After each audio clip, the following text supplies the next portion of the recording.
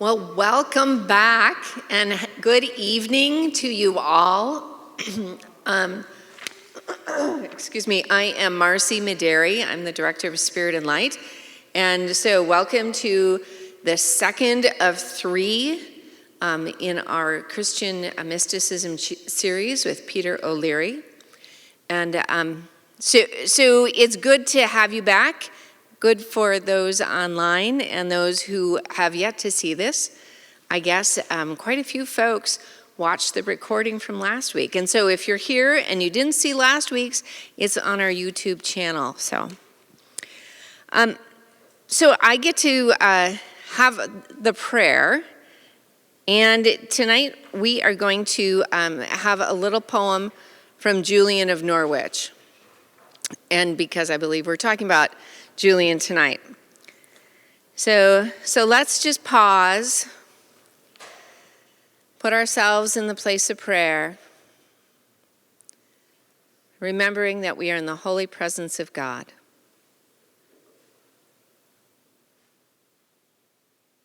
And Julian says, "We are of God. That is what we are. I saw no difference between God and our substance, but as if it were all God.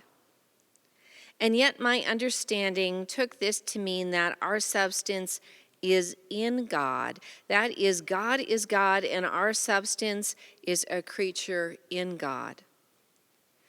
For the all-capable fidelity of the Trinity is our Father, for he created us and keeps us in him. The deep wisdom of the Trinity is our Mother. In her we are all enclosed.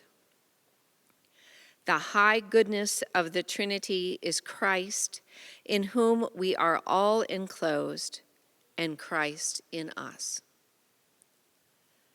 And so we pray in thanksgiving for deep wisdom, in gratitude for the gifts that we have, for blessings upon this conversation, that your Spirit, Lord, might flow through it all. We ask this in all the holy names of God. Amen. Father, Son, Holy Spirit. I'd like to bring up Tim Flash. He's got some words for us.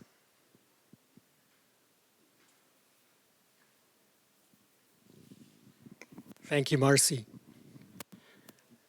Can everyone hear me okay? Okay, great, thank you. I just want to say thank you to everyone present here in the room and our live stream viewers actually around the world. We've got a lot of people in the States, in Europe, and even Australia. So thank you to all of you who are interested in this path to mysticism.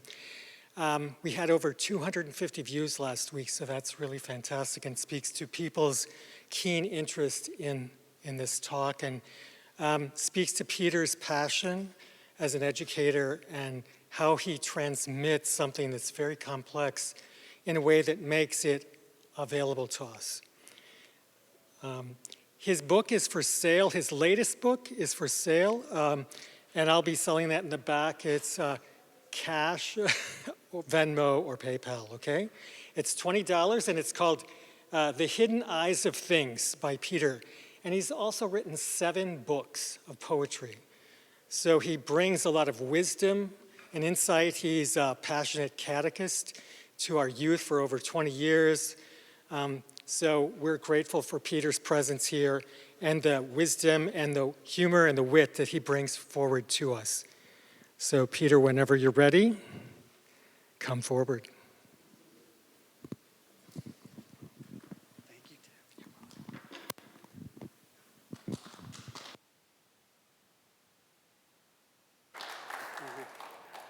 Okay, I have the microphone turned on, and I hope that you can hear me well enough. I do project, so great to see everybody here, and I'm pleased that we resolved our technical situation. Those of you who were here last week, it's all resolved, so we can get going right away.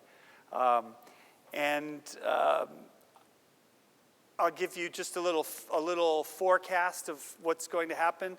Similar to last week, I'll speak for about 40 minutes, maybe 45 or so. And then we'll take a brief pause to allow, no pause, we're just going to keep going. Oh, okay, no, I'm sorry. I'm staying corrected, no pause. We're doing no pause, we're going to go right into, we'll do a few questions afterwards, okay? So, without further ado, I didn't explain the painting last week. This is a panel from a painting by the great Flemish painter Hieronymus Bosch. It's his depiction of the ascension into paradise. That's what that kind of tunnel form up at the top of the painting is. Over the summer of 2022, I had the good fortune to see the painting.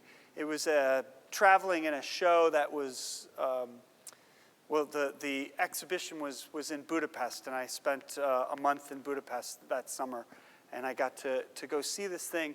It's like many of Bosch's paintings, it's quite small, much smaller than you'd think. Maybe it's about the size of the paintings that are on the wall there. That's just not a huge, you'd think this would be a monumental work of art. It's really small. The feature of it that was most, just most edifying, amazing, the painting is luminous. That is, it gives off light. I don't know how he did it technically. There's some sort of alchemical secret that he was engaged in, but particularly that tunnel of light at the top, it just, you couldn't believe the light it was casting off. And it was so particular, so minute in its characterizations. It was really, really something. So, this is the Threefold Path, the Threefold Way, an introduction to Christian mysticism, and we're going to explore illumination in this lecture. I want to start, however, with a repetition of the material that I started with last week, which orients all three lectures. So those of you who are here, you'll forgive a little redundancy, or maybe you'll appreciate a little refreshment. And for those of you who might not have been here last week, this will orient you to the material, okay? So the classic formation of the Threefold Way to mystical union with God was first formulated by an unknown figure who called himself Dionysius the Areopagite. The name comes from a rock, the Areopagus, which is next to the Parthenon in Athens. It was devoted to the god Ares. That's the Areopagite, or Areopagus. And he's the figure that appears in the 17th chapter of Acts and is converted from paganism to following Christ, thanks to Paul's preaching. But even though people believed for many years that, for centuries, or accepted, might be a better word for it, for centuries that the writings of Dionysius came from this New Testament figure, the likely truth is that he was a Syrian monk who lived in the early 6th century. Dionysius taught through his coinage of the word hierarchy that the universe consists of a sacred order, a state of understanding, and an activity approximating as closely as possible to the divine. By envisioning this hierarchy, the soul is brought back to union with the hidden divinity. This process of vision, according to Dionysius, involves 3 stages. First, purification, which we covered last week. Also, purgation. And you'll remember, I gave you the Greek words for these. I'll just write them here for the value of repetition. Catharsis, in which the soul is cleansed of its stains. Second is illumination, which is theoria. in which the soul gazes upon the dazzling darkness of the divine. And third, union, henosis,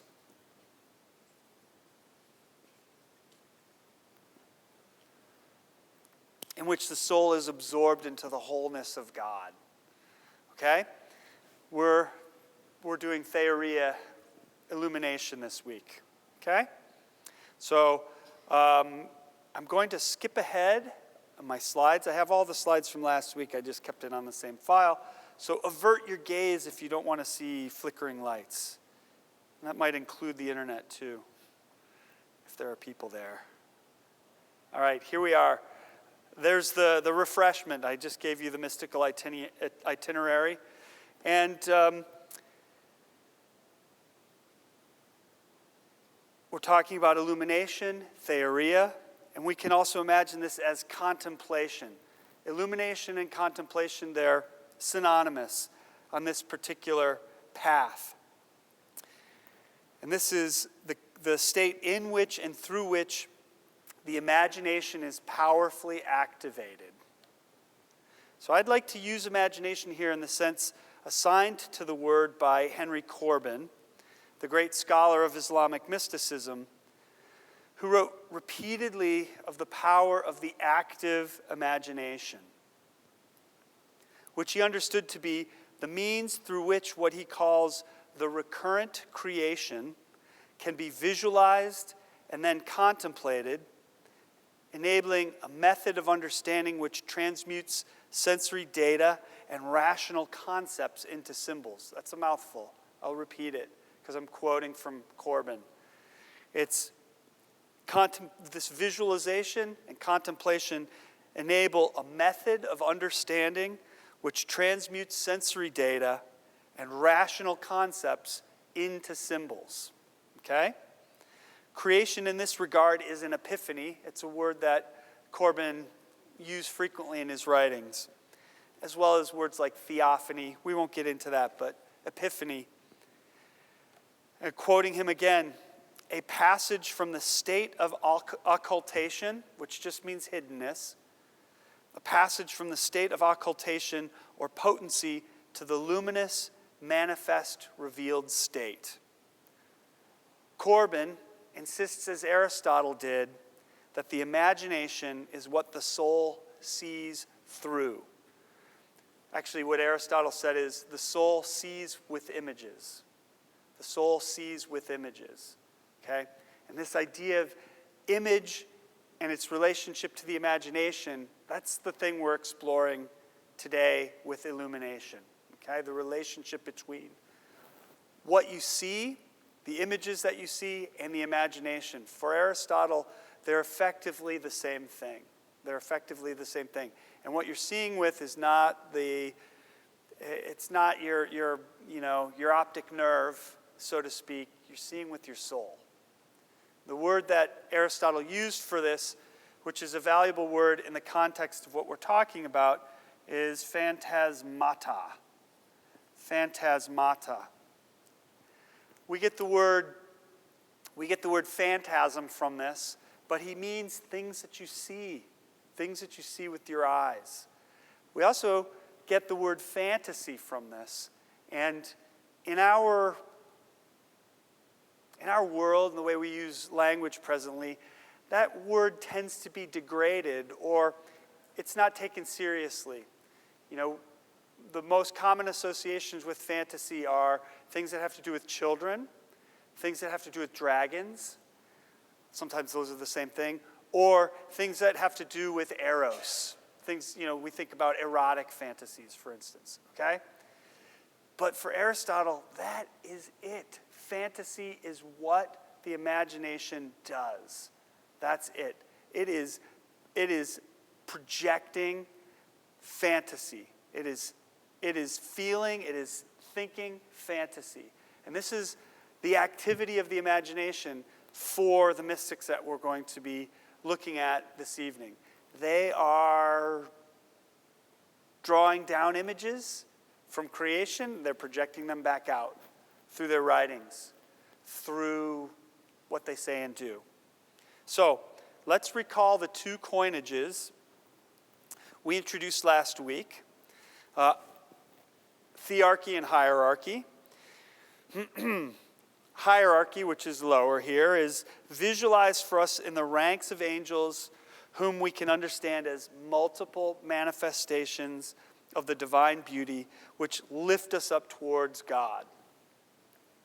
And then thearchy is Dionysius's dynamic synonym for the Trinity, which he characterizes as a multiplex, ordered manifestation of the divine that illumination reveals to us, the triune God who communicates himself in creation.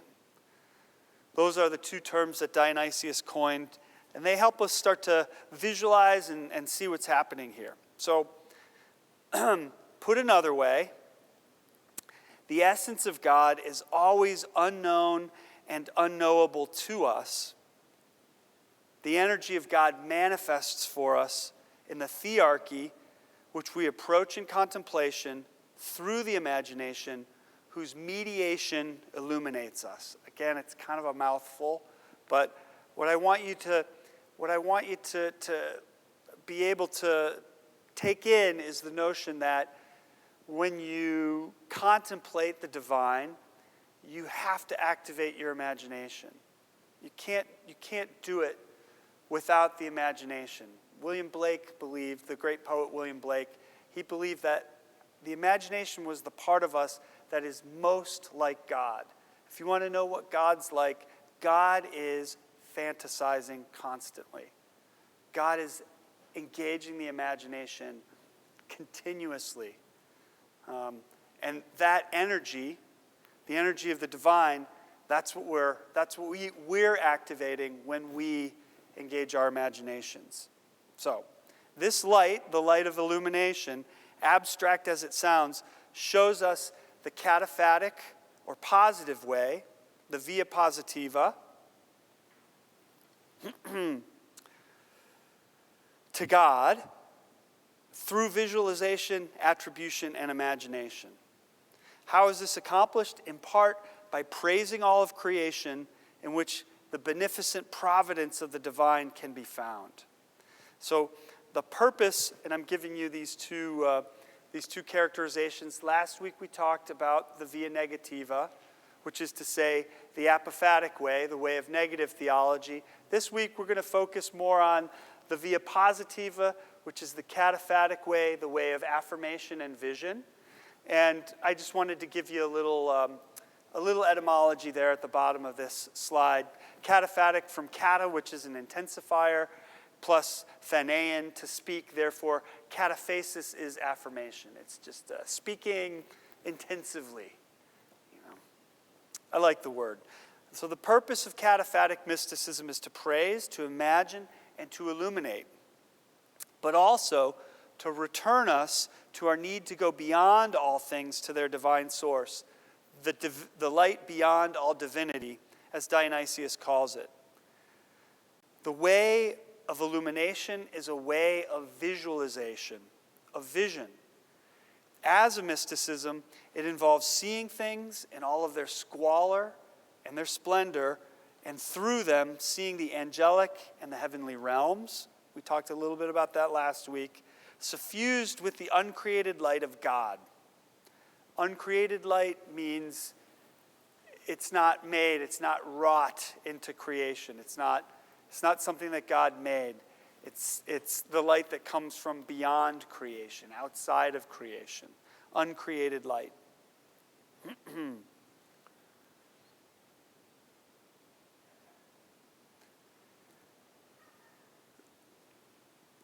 The second of the threefold path is a way of transfiguration, as clarifying as it is beguiling and transforming. So I want to share with you the words of this monk of the Eastern Church, published anonymously under that particular name, but we know who he is. There's a photo of him. This is a little statement from a monk of the Eastern Church. I love this statement. We could therefore define every vision granted to us on earth as an anticipation and reflection, however dim, of the vision of God in heaven. Generally speaking, there is an ascending gradation in the external phenomena of the spiritual life. This gradation begins with words and finishes with vision. At first, one listens to God. At the end, one sees him. In this lecture, 4 mystics will describe for us the mind's journey to God, as St. Bonaventure, one of our mystics, calls it. The others are St. Francis, Julian of Norwich, whom we've already heard a little bit from, and Thomas Merton. Last week, Father Bob Hootmacher was here. He's a Franciscan, and I think he's actually in Assisi right now. He said, "Yeah, I can't be here next week because I'll be at the source." I thought, that's probably better. Probably better than the lecture here.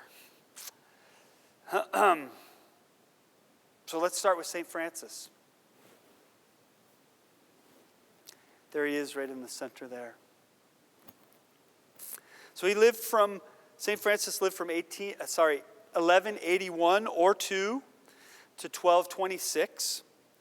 He's the founder of the Franciscan order, and he was perhaps first and foremost a nature mystic. As saint, religious figure, and exemplar, he is beloved. Surely the best loved and best known Christian besides Christ himself. I would wager. I think nobody has a bad opinion about Francis. How can you? Born well-to-do, he shifted his focus, arising from a period of imprisonment during a border dispute between Assisi and Perugia, working among lepers, repairing a church, San Damiano, and reading Matthew's gospel, which led him to discard wealth, to dress simply, and to serve the poor, preaching the gospel through simplicity. Before long, others joined him, and the order of the Friars Minor was formed. He preached throughout southern Europe and Egypt. In 1224, he experienced the stigmata. He was canonized in 1228. In 1979, John Paul II named him patron saint of ecology. So Francis was not a literary person. He left behind only a small body of writings, but each piece of writing he left behind is a cataphatic powerhouse, especially the Canticle of the Sun, a rhapsodic jubilation of the natural world, revealing Francis's archaic theology teeming with the elements of creation themselves. And I'm going to read for you the translation by the American poet Ezra Pound. His translation is in the context of, he's translating this in the context of this spiritual and mystical revival that captured southern Spain, southern France, and northern and central Italy in the 12th century, which he refers to through the label, the spirit of romance, or in another sense, the phantom dawn, he called it. His translation has a slight archaic quality to it, but I think it serves the poem itself really beautifully. So this is the Canticle of the Sun, Cantico del Sole. Most High Lord, yours are the praises, the glory, and the honors. And to you alone must be accorded all graciousness. And no man there is who is worthy to name you. Be praised, O God, and be exalted, my Lord of all creatures, and in especial of the Most High Sun, which is your creature, O Lord, that makes clear the day and illumines it, whence by its fairness and its splendor it is become thy face. And of the white moon be praised, O Lord, and of the wandering stars created by you in the heaven, so brilliant and so fair. Praised be my Lord, by the flame whereby night groweth illumined in the midst of its darkness, for it is resplendent, is joyous, fair, eager, is mighty. Praised be my Lord of the air, of the winds, of the clear sky, and of the cloudy, praised of all seasons, whereby live all these creatures of lower order. Praised be my Lord by our sister, the water element, meetest for man, humble and chaste in its clearness. Praised be the Lord by our mother, the earth, that sustaineth, that feeds, that produceth multitudinous grasses and flowers and fruitage.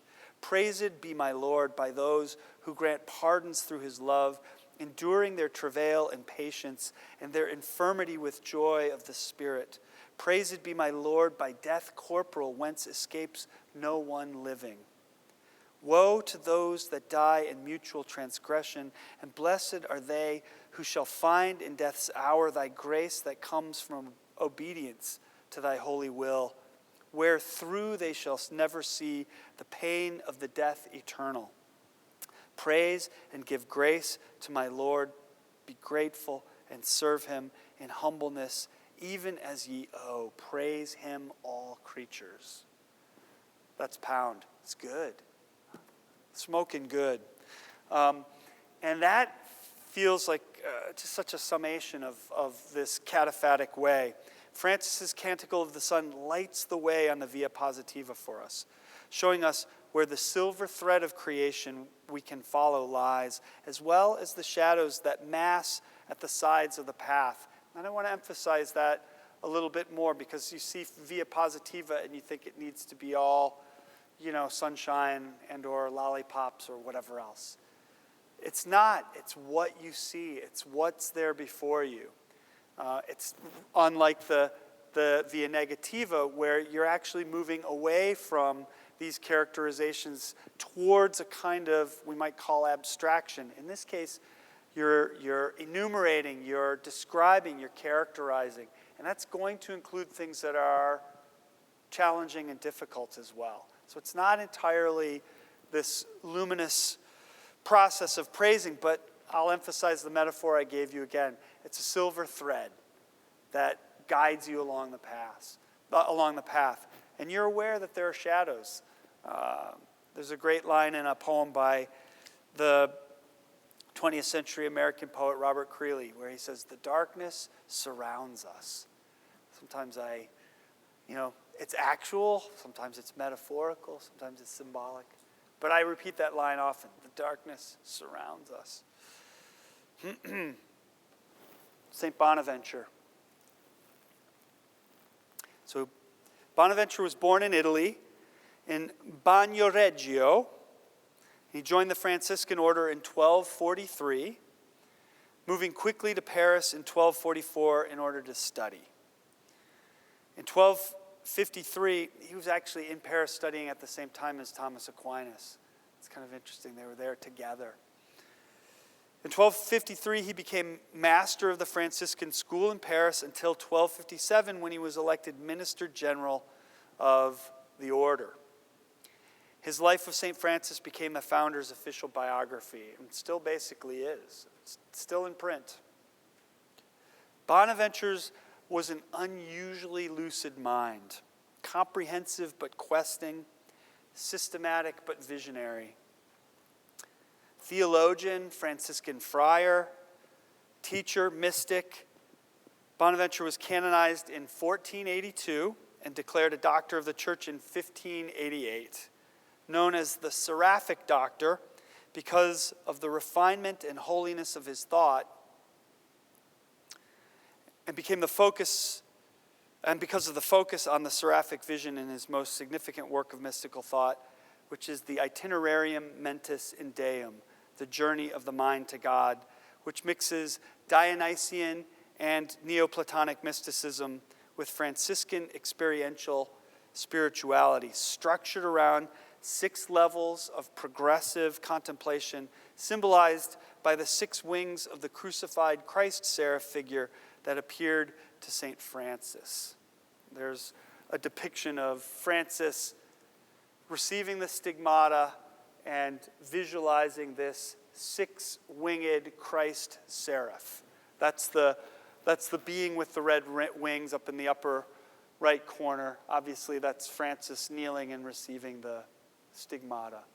So this was a focal image for Bonaventure. This is an example of somebody who is schooled in and whose mind is so well adapted to negative theology, but who is capable of using this visualization as a way of providing an understanding of how the path to God might be followed, how the path to God might appear.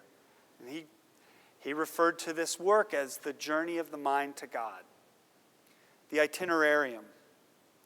So for Bonaventure, as for Dionysius, creation is the overflow and expression of God's divine self-communication, the word that stands as archetype for all creation. Christ incarnate is the hidden center of the world. Thus, every creature, because it speaks God, is a divine work, is a divine word. So I'll repeat that to get over my stumbling. Thus, every creature, because it speaks God, is a divine word. All things are, he uses a fancy word here, theonomous in their being. That is, arising from the law or rule of God. Autonomy, according to Bonaventure, does not belong to creation. So I'll write that word theonomous right here. Theonomous. It's like autonomous, but with God. It's the rule of God, the law of God. Nomos is Greek for rule or law. So all beings are theonomous. All things are theonomous in their being. That is, we're all moving towards, we are all guided by the divine. So claims Bonaventure. He believed in the journey of the mind to God. He believed that in the journey of the mind to God, we must pass through 6 ascending stages of creation and vision to enter the highest stage of union with the divine. And for Bonaventure, the vision of the 6-winged Christ seraph both focuses and expands our vision in this process. So, let me read for you a couple of passages from the itinerarium.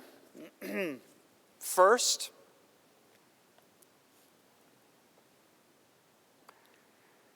in accord with our created state, the universe itself is a ladder for ascending to God.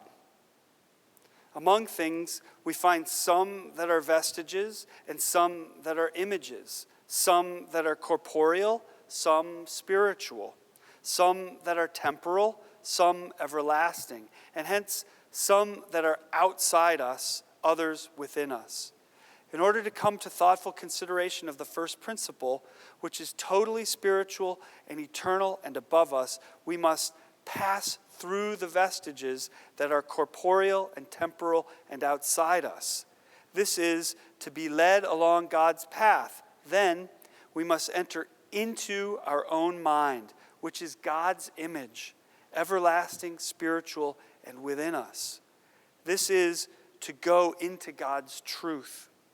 Finally, we must pass beyond to what is eternal, totally spiritual, and above us by gazing toward the first principle. This is to rejoice in the knowledge of God and reverence for his majesty. So in this passage, Bonaventure is visualizing a ladder to allow us to climb into the vision he has seen so clearly. And we have to first pass through the world of things. We have to be able to identify it. And that allows us to enter into ourselves, to move inward. And once we've come far enough inward, then we're able to pass beyond ourselves into, as he puts it here, the first principle, or toward the first principle, to rejoice in the knowledge of God and reverence for his majesty. And so here he's going to give us, furthermore, a sense of these 6 steps as they relate to the 6 wings of the seraph. Just as there are 6 steps of ascent to God, there are also 6 levels of the soul's powers by means of which we ascend from the depths to the heights, from exterior things to those within, from temporal things to those eternal. They are sensation, imagination, reason, intelligence, understanding, and the high point of the mind, or the spark of synderesis, which means consciousness. I'll write that word in just a moment. These levels are implanted in us by nature, deformed through sin, reformed through grace, purged through justifying grace, exercised through knowledge, and made perfect through wisdom. So let me write down the six stages that he imagines us mounting here for you, just because I think they're really potent. I'm going to go from the bottom up, okay? We start with sensation. We go to imagination. You can see we're on the via positiva there. Then we go to reason. Then we have intelligence. Then we have understanding. And then finally, we come to, he uses this word synderesis, which is consciousness. Okay?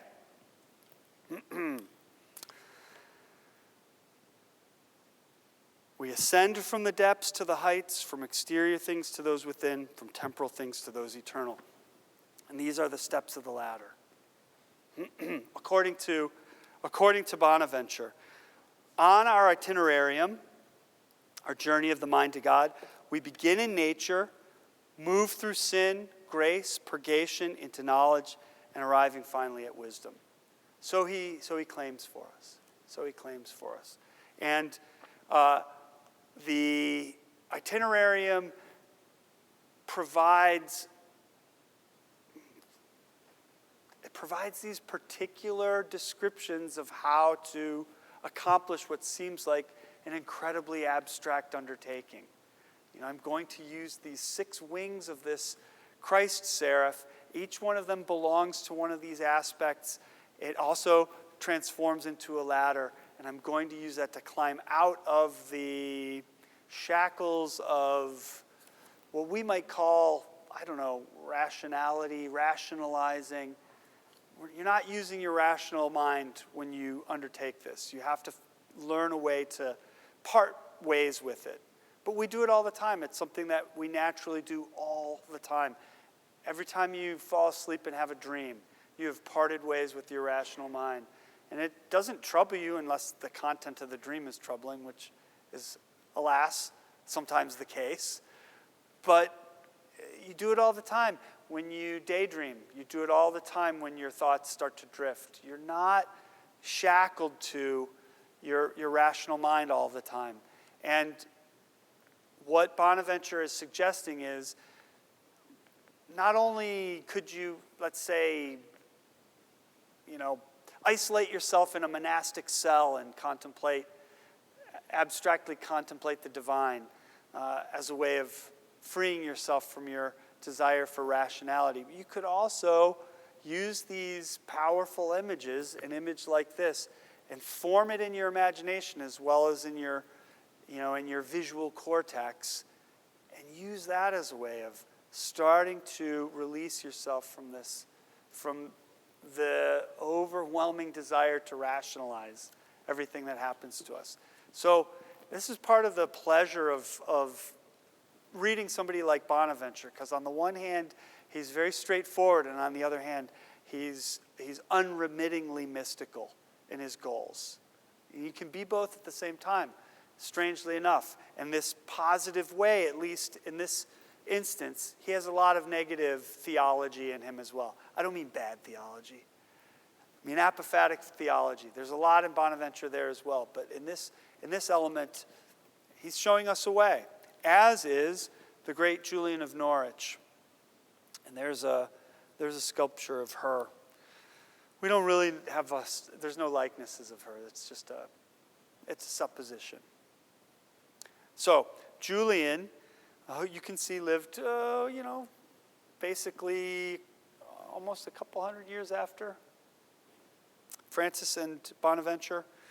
Julian was an English anchorite who lived from around 1342 to 1420. Anchorite means she lived a life peculiar to her time, which is a life of voluntary solitude, in which she had lived in an enclosed cell from which she could not exit, attached to the wall of the church of St. Edmund and St. Julian in East Anglia.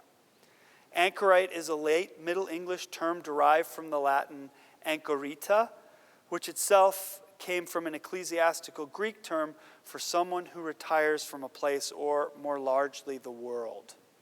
Okay? I want to emphasize the peculiarity of her life to you just a little bit more, so that it takes inhabitation in your imaginations, which is she lived most of her life, her adult life, enclosed in this stone cell, the stone habitation, which was attached to the wall of her church. So imagine across the street at St. Giles if there were a stone structure which was connected to the outer wall of the church, and somebody was entirely enclosed inside of that. There's no way for her to exit from this. She couldn't get out. To live there, she was actually enclosed in by the masons or whoever built it for her. There were windows, there were little slots so that food could be brought to her, and she could communicate with people who were there, because her holiness was considered to be significant, and people would come seeking the counsel, the advice, the presence of a person like her. And then there was also a slot through which she could look into the church and from which she could receive communion. That's it. For her life, she's there. So wild. Think about that. Think about taking steps like that. So in her cell, I just explained all that. When she was 30, near death from illness, she was granted 16 mystical visions on the passion of the Christ and the Trinity, which she recorded in sensuous detail in a collection she called Showings, which is also known as Revelations of Divine Love, in which she generates original language for her experience regarding God as Father and Mother, and Jesus as brother, Savior, and Mother, and the Holy Spirit as spouse. Not unusual for medieval Western European Christians, but intensified greatly in her writings. That is, God as both Father and Mother, Christ as brother, Savior, and Mother. Her work is filled with birthing metaphors as a way of approaching spiritual life. And I just want to underscore the word showings. It's a great word for illumination. Illumination comes from the Latin. We have a lot of Latinate words in the religious language we use to talk about religious experience, because it's so important and such a source. But some of these Middle English and Old English words, they're more direct. Showings. She's having visions. Showings. She doesn't use the word vision. She uses the word showings. I was shown these things. And there's that quality of light that's direct there. I really love the word. Revelations of Divine Love. Yeah, that's fine. That's a good title. It's accurate. Showings. That's worthy of Walt Whitman. That is good. That is good. Vision allows Julian into the mystical realms. Her revelations involve her experience of divine love, which saturated her entirely. So I'm going to give you, to add to what Marcy started with this evening, I'm going to give you a couple of additional tastes of Julian.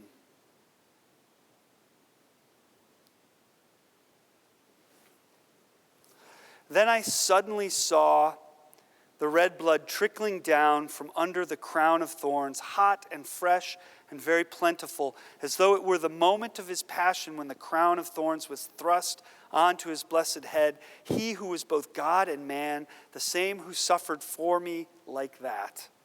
I believed truly and strongly that it was he himself who showed me this without any intermediary. And as part of the same showing, the Trinity suddenly filled my heart with the greatest joy. And I understood that in heaven it will be like that forever and for those who come there. For the Trinity is God. God is the Trinity. The Trinity is our maker and protector. The Trinity is dear friend forever, our everlasting joy and bliss through our Lord Jesus Christ. And this was shown in the first revelation and in all of them.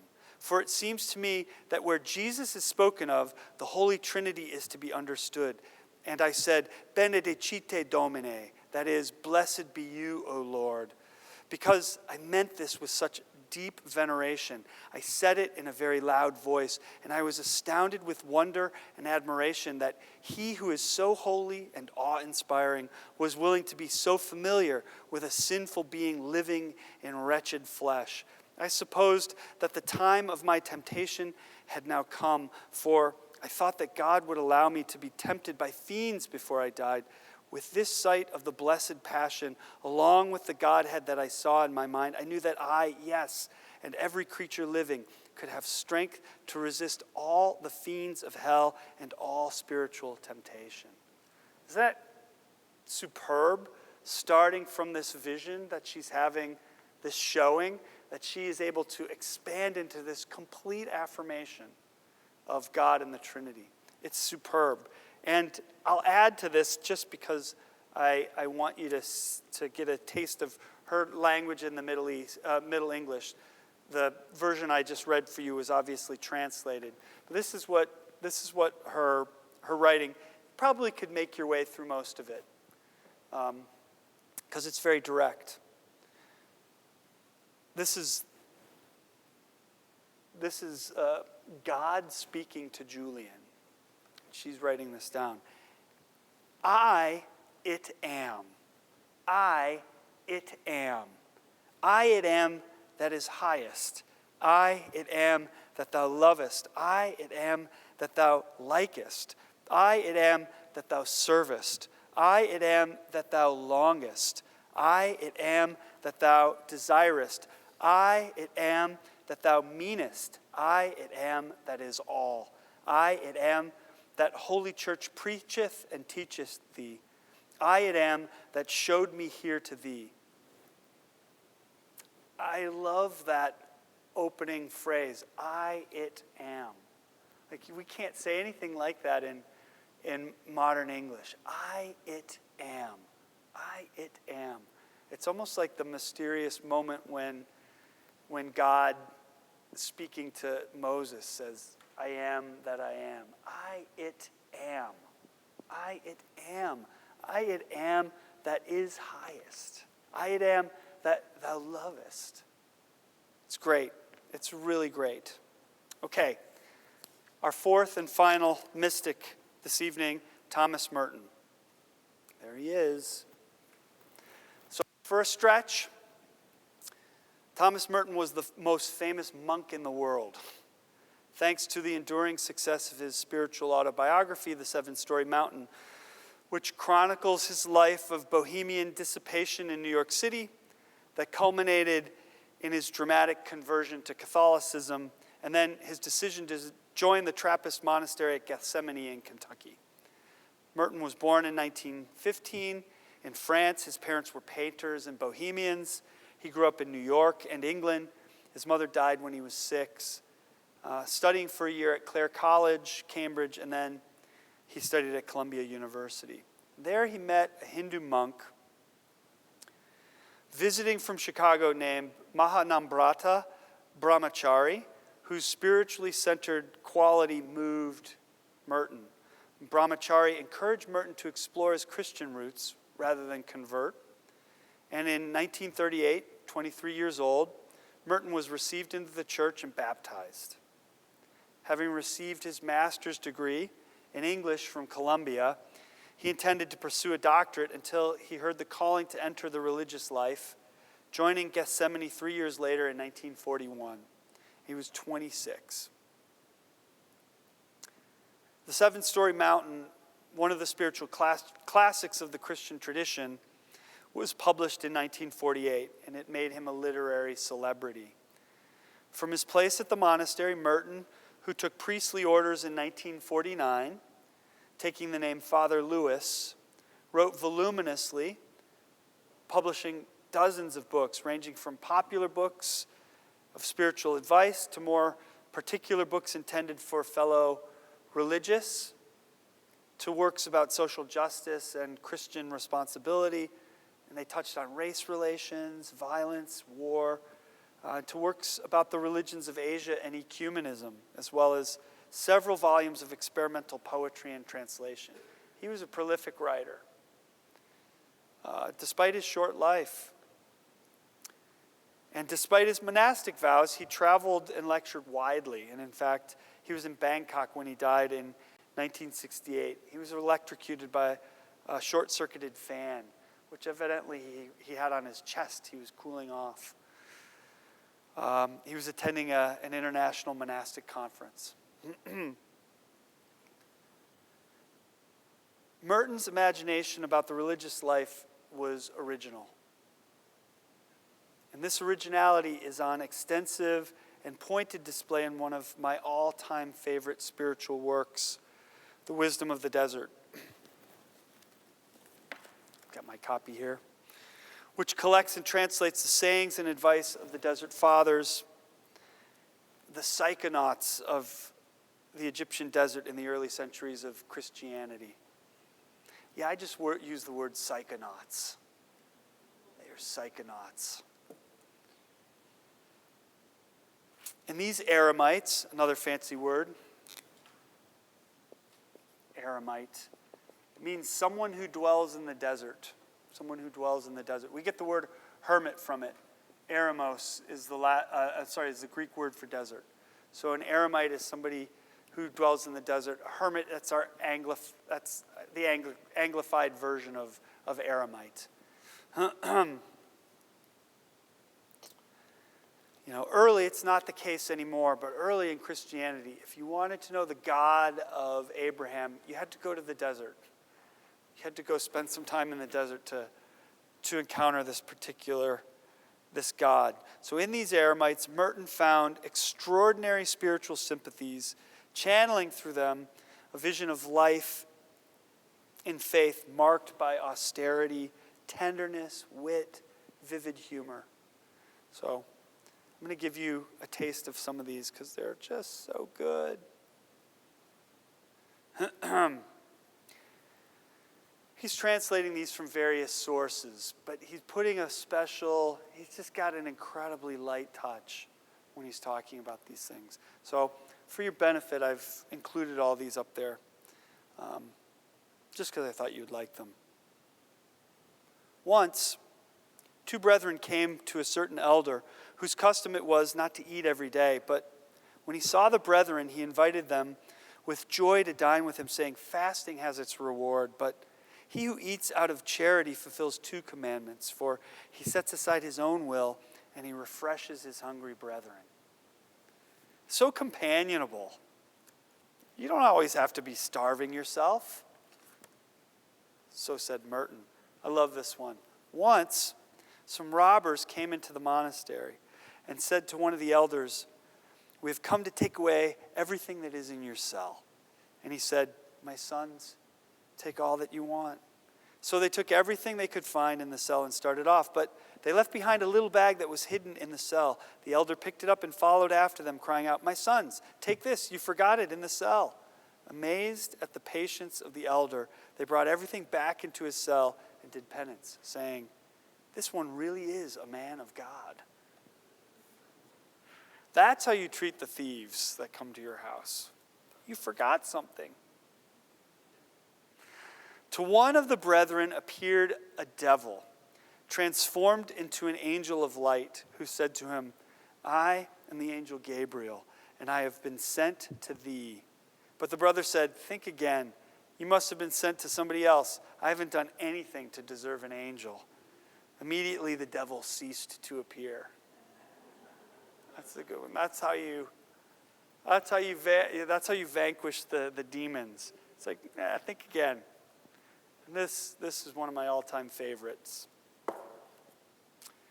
Abbot Lot came to Abbot Joseph and said, "Father, according as I am able, I keep my little rule and my little fast, my prayer, meditation, and contemplative silence. And according as I am able, I strive to cleanse my heart of thoughts. Now, what more should I do?" The elder rose up in reply and stretched out his hands to heaven, and his fingers became like 10 lamps of fire. He said, "Why not be totally changed into fire?"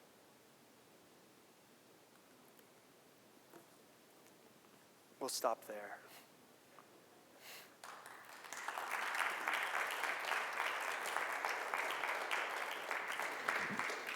So I think Marcy has the microphone, and if Yep. people have a question or a thought to share, anything's And available. thank you, Peter, for again for sharing such deep wisdom. And so, if you do need to leave, you can leave quietly. But we're going to keep going for the people online so they can enjoy the question and answer. So, if you have a question, raise your hand. I'll bring the mic. Or a thought. It doesn't have to be a question. Yeah, anything.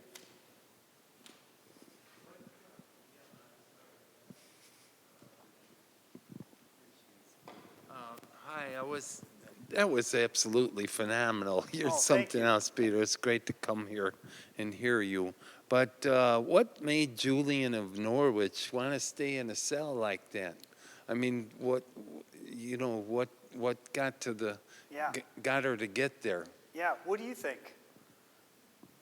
I think it was a desire, some sort of a desire to be closer, to Yeah. be more centered, maybe. Yeah, she had this piercing experience of the love of God, and she was near death when she had that experience. She was only 30, and she lived to be 78. yeah. She lived for a long period. She lived for a long stretch, almost another 40 years, and I think that it was so commanding. The experience so dominated her that she felt she had to be as close to it as she could, and that was an opportunity. Now, there's another part of the story that I think is valuable to acknowledge, which is that she was a woman living in a time when women had no spiritual authority whatsoever,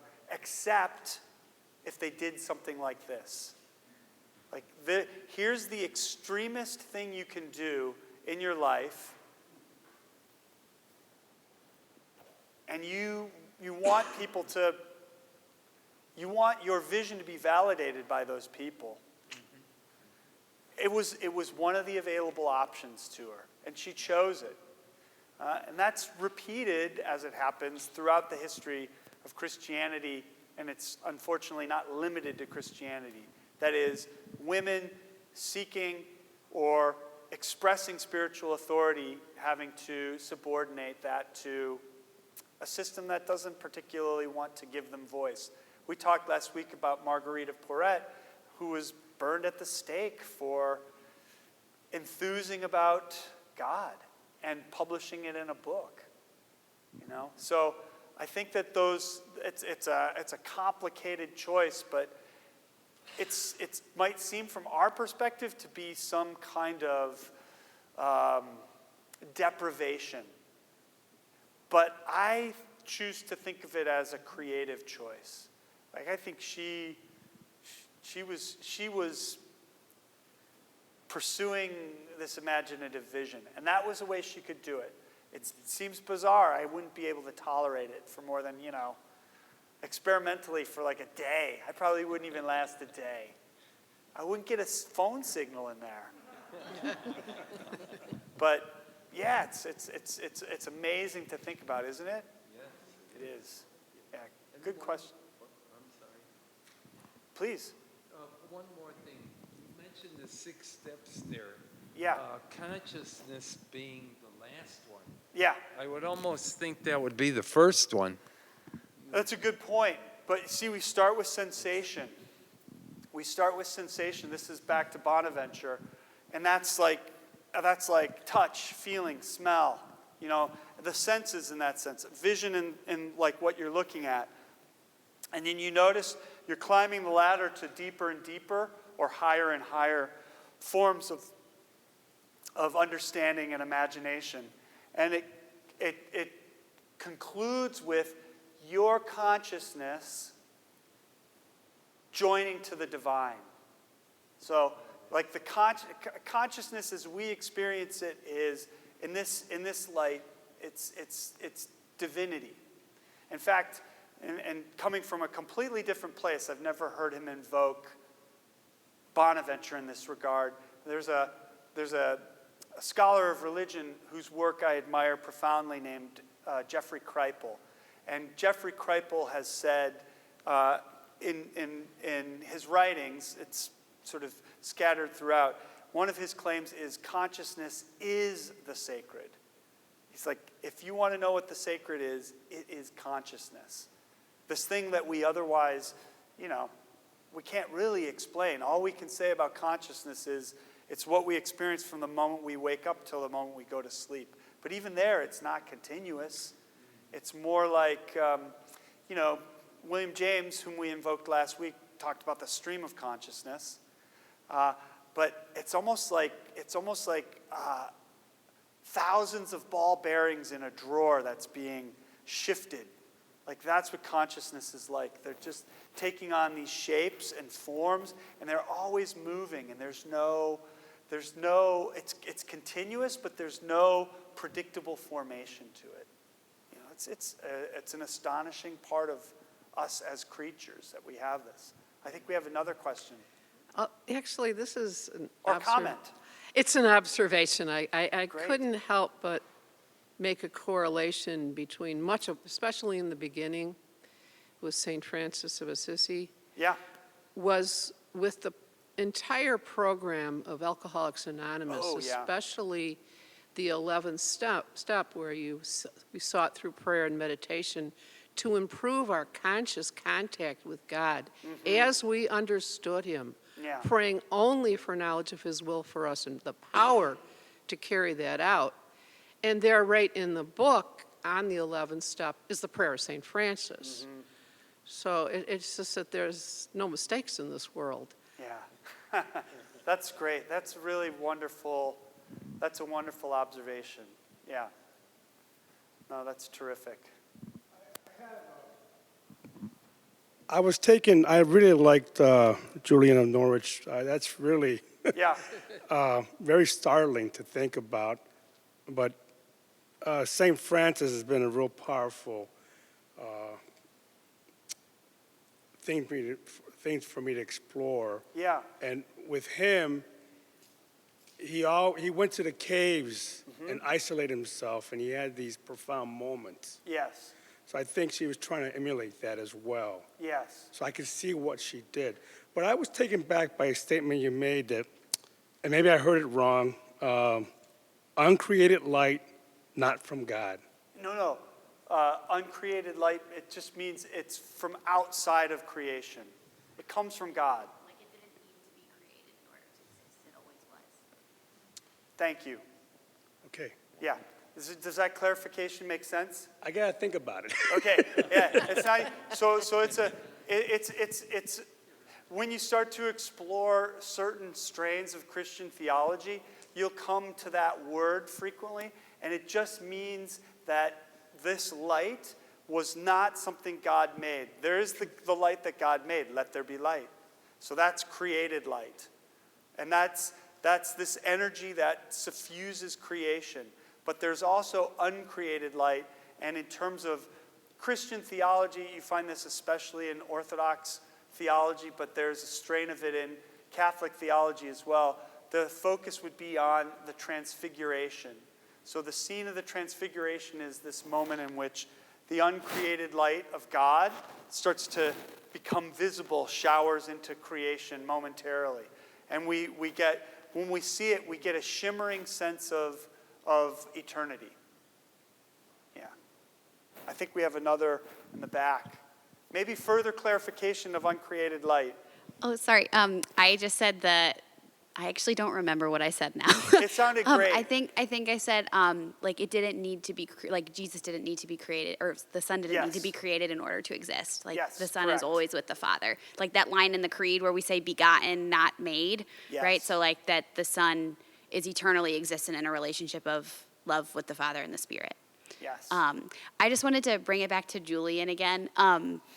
I have always loved her, so this falls more in the more of a comment than a question. Yeah, please. But I really have always appreciated, because she lived in such an absurdly tumultuous time in human history. And I'm sorry I came in late, so you may have shared this, but like plagues had like torn through England at the time. Like there had been a gigantic peasant revolt, and there was just like violence pervading her society, right?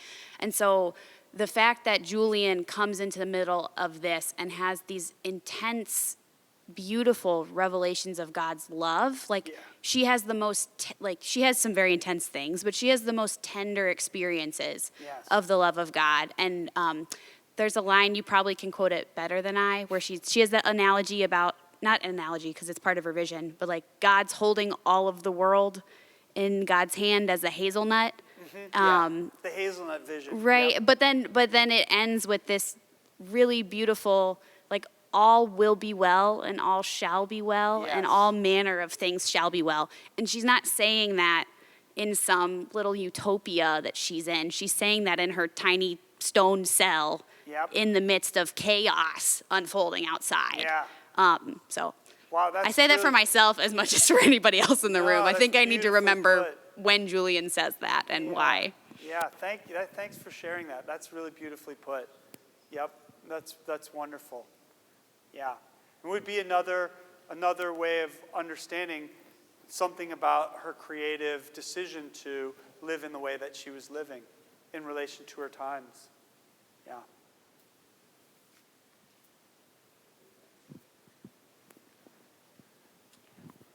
My question is about the Bonaventure's 6. Yeah. And I'm surprised that reason is above imagination based on all the other things that you said about rationality and Bonaventure. Yeah, for sure. I suspect he's using the term differently than I am in that context. That's my suspicion because, you know, he climbs up from reason to intelligence. I mean, he was just he was, as I mentioned, he was in Paris at the same time that Aquinas was. And this is this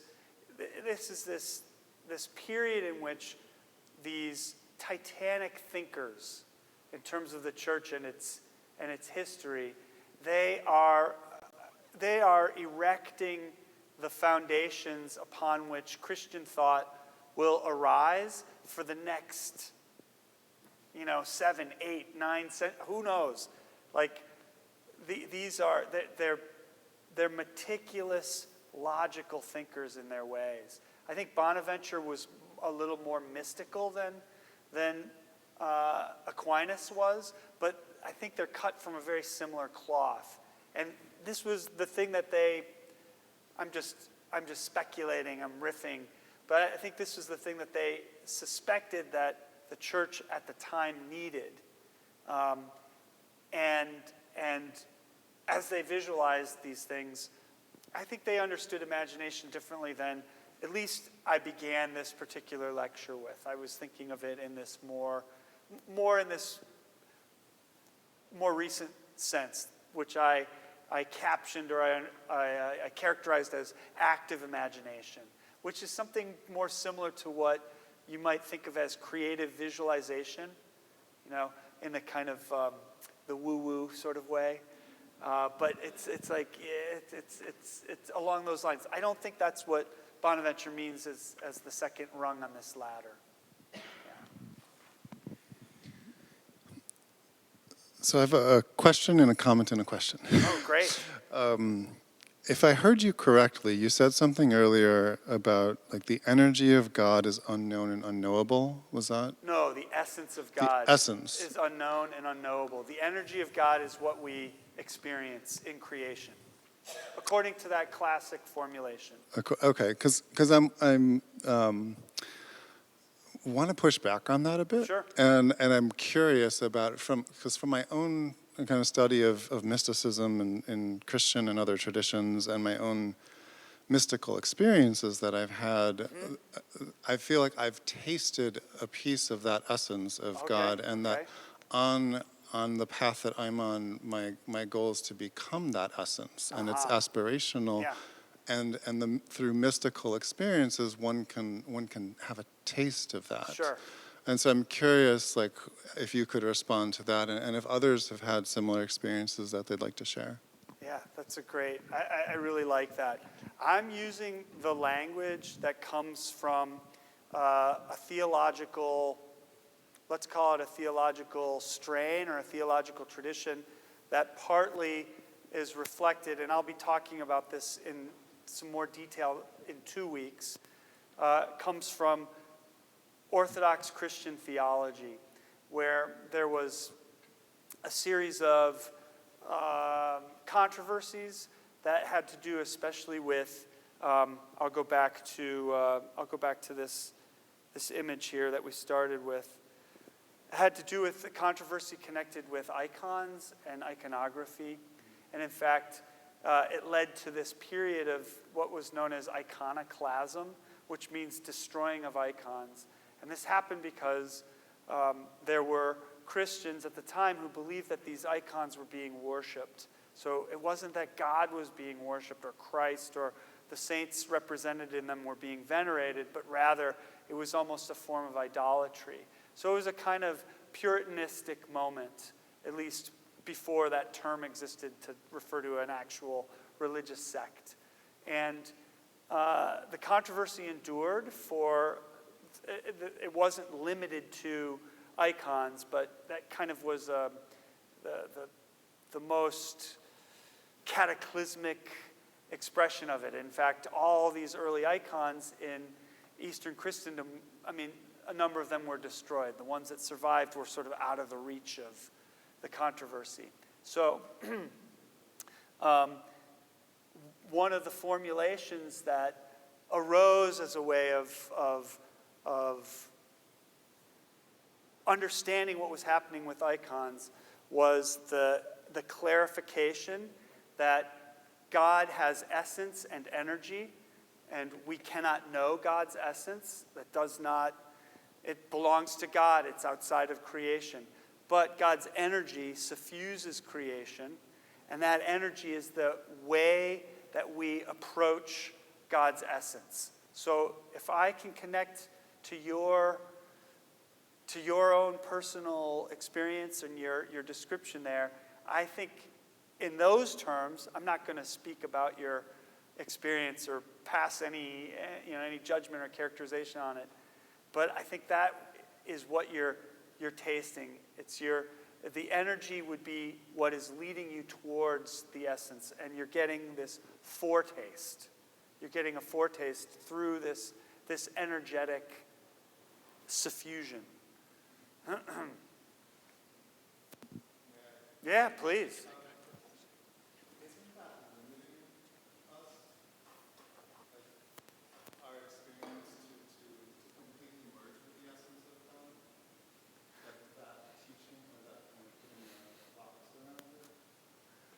I'm going to say no, and this is going to seem like a dodge, artful or otherwise. Come back in 2 weeks, because that's all that the lecture is about. That's all that we're going to be talking about, is how you get there. And my favorite characterization of that process is the figure that we're going to conclude with, who is the 20th century mystic, paleontologist, Jesuit, Pierre Teilhard de Chardin. And I think chef's kiss, the chef's kiss of the quality of union that you just described, that's what I see in his work. Yeah, so, yeah, I guess that's the advertisement for 2. We're not meeting on Thanksgiving. Don't come here next week. Enjoy your families. I have something that I'd like clarified, please. You've referred to Saint Bonaventure, Yes. and you've referred to Saint Francis. Yes. I didn't hear you say anything about Thomas Merton. Is he a saint? No. He is not. No. And how about Julian of Norwich? Is she a No. saint? Oh, what she went through, and she's not a saint. She deserves it, but no. Is So that maybe church? the answer is not yet. Oh. How about that church where she was in that cell? Does that still exist? Well, the sculpture that I showed you, the image that I showed you, comes from that church. So I've never been there, so I don't know. But obviously, it's commemorated, at least in this respect. So that statue comes from the church. Yeah. Merton, not a saint yet. We'll say that. Yet. We don't know. He's got a ways to go, I'm sure. Did someone over here have Right. Okay. Hold on. We got one more. I just wanted to come back to the idea of consciousness. It's a very interesting thing how during the Reformation and earlier times we separated science from spirituality and religion. And I think we're seeing a reunification of some of that. And I can say through some of my studies that are current, people are trying to identify where's the soul in the body. In ancient traditions, it was the pineal gland. It was the seat of the soul, and we could access that through the eyes. So eyes are very important. Yeah. And now science is trying to have a discussion about where's consciousness. Does it reside within the physical body? Or is it something much greater than the physical body and how we're connected through this matrix that transcends, is out in the universe or multiple dimensions, universes, whatever we might think that to be. And how do even things like single cells in a petri dish communicate? Why do we synchronize in our lives with the moon and the celestial bodies? And I think that's a great kind of lead-in for Peter's book as well. But there is such a thing called the Existential Consciousness Research Institute, and it's spearheaded by a bunch of philosophers and quantum physicists that have this dialogue that is attempting to unify, and I always think it's kind of a cyclical philosophical argument. But what we think really doesn't exist, we're coming to find with advances in technology does exist. Are we trying to quantify a spiritual experience or a unification with God, or this wonderful experience that Teilhard de Chardin describes to us? I would say he's a hero of mine. And, me too. So more to come. And just one last thing before we close we have something coming up in March. And do you want to say something about that? Sure. Well, first of all, thank you for coming and participating. And as Peter said, we will have the third lecture in this series on Thursday, November 30th. Correct. Thank you. I was hoping that was the right date. So Thursday, November 30th. So in 2 weeks, we'll come back for unification. So I hope you all are able to come back. And then in March 11th, Monday, March 11th, we'll be back in this room with Father John Deere. John Deere is a well-known peace activist, over the decades, and he's written about 37 books, and just recently he wrote a book on the gospel of peace. And so he's going to be coming to share some of his insights with us, to talk about his book, to sign books, and so really encourage you to put that on your calendar too. So it'd be a nice thing for Lent to be thinking about peace and what Christ calls us to in this time of difficulty. not unlike Julian of Norwich's time. So thank you again, thank you all, and have a blessed night.